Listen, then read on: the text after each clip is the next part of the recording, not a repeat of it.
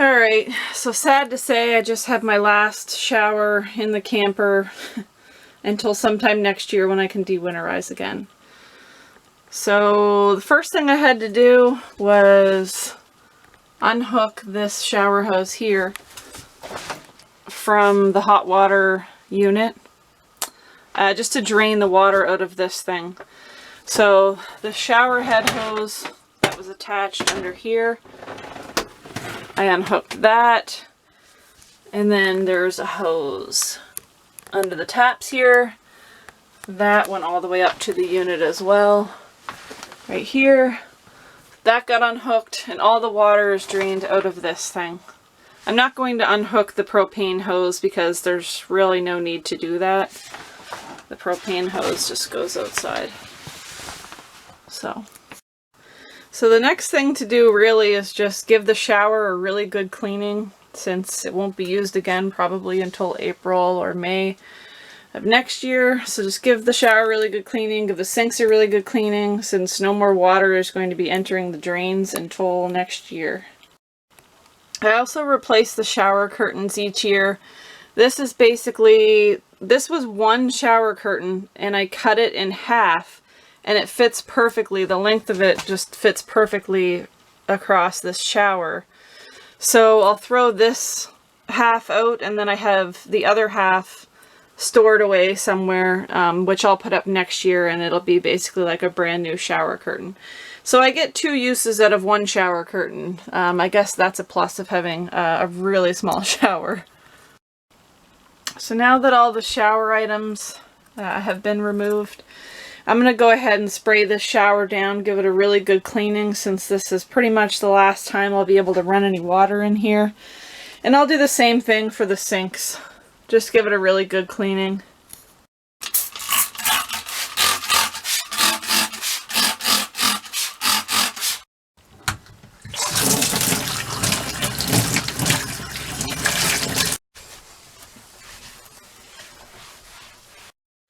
So the shower's all cleaned, and once it dries, after everything's been winterized, I usually like to store a few things in the bathtub.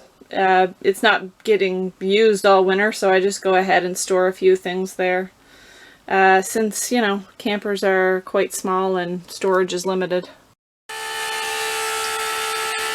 So right now I'm just emptying all the water storage barrels. Otherwise the water's just going to freeze in them. So I like to make sure they're completely empty and just hold them upside down basically for the winter. So this one was full because it collected a bunch of rainwater. So I'm just going to transfer probably about 3/4 of the water out of it, and then I can just tip it over and get the rest of the water out. It's just too heavy when it's full. Right, so I've got all the water emptied from all the water storage barrels and just tipped upside down because there was actually some ice inside of some of these barrels, and on a nice mild day like today, I think it's 8 degrees Celsius, which is why I chose to winterize today. On a nice mild day, hopefully that ice will melt and come out of the barrels there. So I should mention, it's November 15th. I know I run it kind of late in the year for winterizing, but that's just because I don't like the inconvenience of having to shower elsewhere.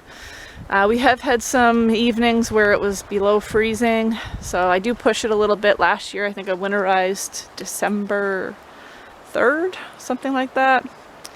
But yeah, that's just my personal opinion. My least favorite thing is winterizing and not being able to shower in here for 5 to 6 months usually. You know, there are many other inconveniences with living off-grid. Not trying to deter anyone from doing it, but if you're someone who really enjoys your conveniences, it may not be for you. I know trucking in water in the summertime when you can shower here, that's an inconvenience in itself, but I don't mind that as much as I mind not being able to shower here in the winter. And again, that's my opinion. Also, I know there are ways that you can still somewhat shower in the wintertime when your pipes are full of antifreeze, but I don't really feel like dragging in a Rubbermaid container and sponge bathing and something like that. I guess I'd rather just go ahead and shower elsewhere than do something like that, because then you have to drag it outside and dump it, and it's probably more work in itself than yeah, just showering somewhere else. All in all, it's worth it to live freely and not give your hard-earned money to power corporations that definitely don't need your hard-earned money. Yeah, just throwing that out there. Alright, so now that I've got all the water barrels empty, I'm just going to go ahead and pull the plug and let the fresh water drain out of the freshwater tank inside the camper.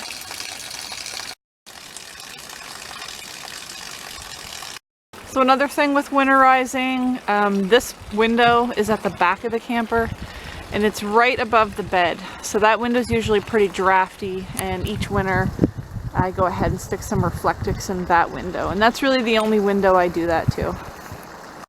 Alright, this is the least fun part of winterizing. I don't even know if you can see. I'm under the bed, basically. There's a hatch at the end of the bed. This is my big jug of antifreeze. So I'm just going to use my winterizing kit and attach a hose onto this thing here, basically, if you can see it. And yeah, I'm going to send antifreeze through my lines doing that. So the first thing I need to do is just switch this little valve, turn it upward, because before where it was, that was pumping water from my freshwater tank. So I closed the valve to the freshwater tank just now. And I'll show you in a second once I get the hose put on here. There might not be enough light here, but I'm going to remove this cap here. Oops. And put the end of my hose on here. So now the hose is hooked onto that. And it's going to go directly into my antifreeze. Okay, so now I've got the hose in the antifreeze bottle. And I've got to crawl my way out of here, go turn on the pump, and try opening the taps until I see pink, basically. Okay, so I've turned on the pump. I've got antifreeze going through the lines. Now I'm going to go open up the taps until I see the pink antifreeze come through. By the way, this is what it looks like. I've got the mattress basically in the hallway to get under the bed. So yeah, it's a tight squeeze. Might be a little air in the lines. Oh.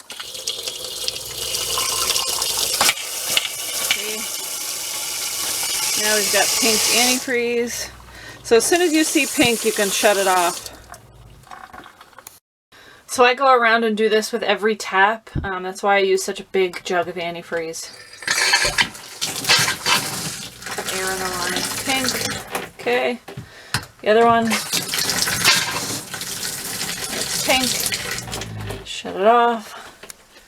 Same thing with the sink. Pink.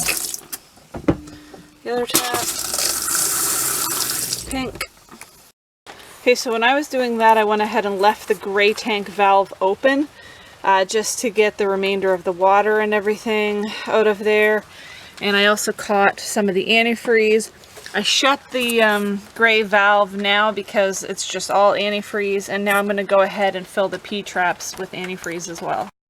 So now I'm going to go ahead and fill the P-traps of each drain with some antifreeze.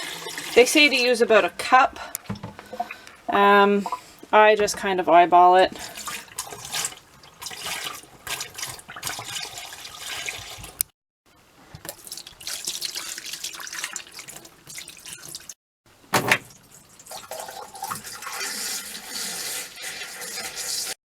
So that's it for the antifreeze. Now it's just a matter of cleaning up all the pink mess in all the sinks. And yeah, we're done with that. I should mention too that there's no black tank to deal with in this camper because the RV toilet was taken out a few years ago now, and just a simple composting toilet is being used. So there's no black tank to deal with. So that's pretty much it.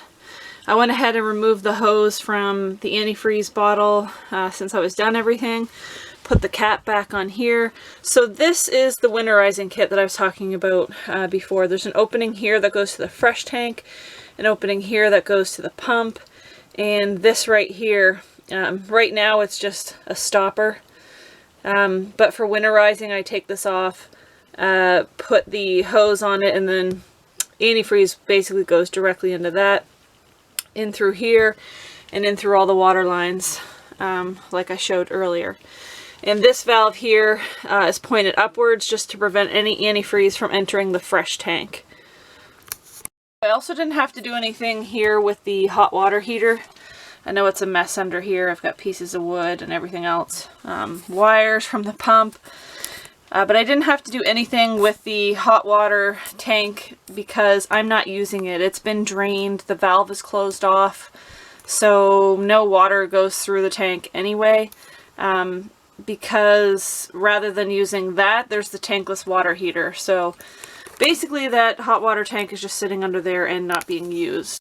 So the last thing to do while I'm under here is just to put a little bit of insulation in front of this hatch.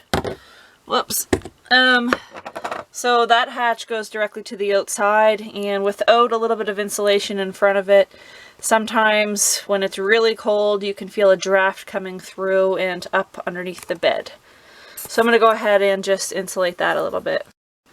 So everything's been winterized, and if you're wondering how in the world I can wash my hands and brush my teeth, I just have this little square container, 6-liter container from the dollar store. Fits in the sink pretty well.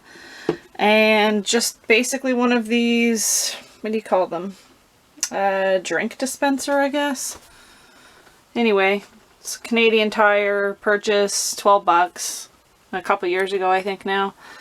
So yeah, wash your hands, brush your teeth, and everything's just going to go into this container, and then I can just take that outside and dump it. That way nothing's going down the drain, and as you can see anyway, there's a little stopper there preventing anything that might spill over from going down the drain as well.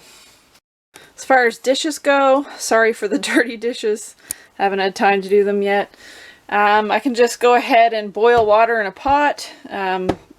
Basically do my dishes here in this dish pan, and same thing when I'm done. This sink, I have a stopper in both of these sinks anyway. I don't know if you can even see that. One second. Yeah, so this sink has a cutting board. It just fits perfectly over it, and the drains are down there, pushed in, so if any water or anything did go down there, the drains would stop them.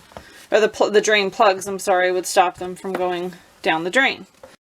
So then I just have this little drying mat underneath here, and then this little rubber mat that also came from the dollar store just to collect any water that falls off of the dishes that are put in the rack to dry. So of course when I'm done with the dishes and I've got a pan of dirty dishwater, same thing, take that outside and dump it. I should mention too, I'm using non-toxic biodegradable dish soap, so it's not going to hurt anything by dumping this kind of stuff outside. So that's it for the winterizing process. If you managed to watch all that, congratulations. I know it's pretty boring. I just wanted to take a moment of silence for my shower that I won't see for another 5 to 6 months.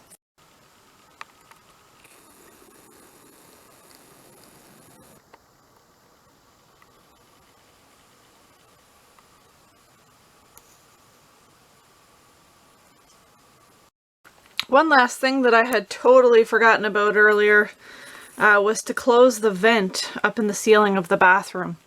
I had left it open for probably a good 7 months just to vent out the tankless water heater and to turn the fan on, you know, when you're having a shower.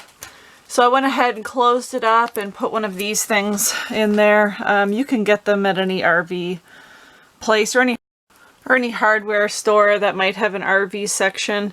I forget what it's called, maybe just a vent cover. But anyway, it's sort of like a pillow. It's a piece of foam in this material, and it unzips so you can wash these and whatnot. But basically it insulates the vents because you'll get a lot of air escape through those vents. That's it. Now I'm done.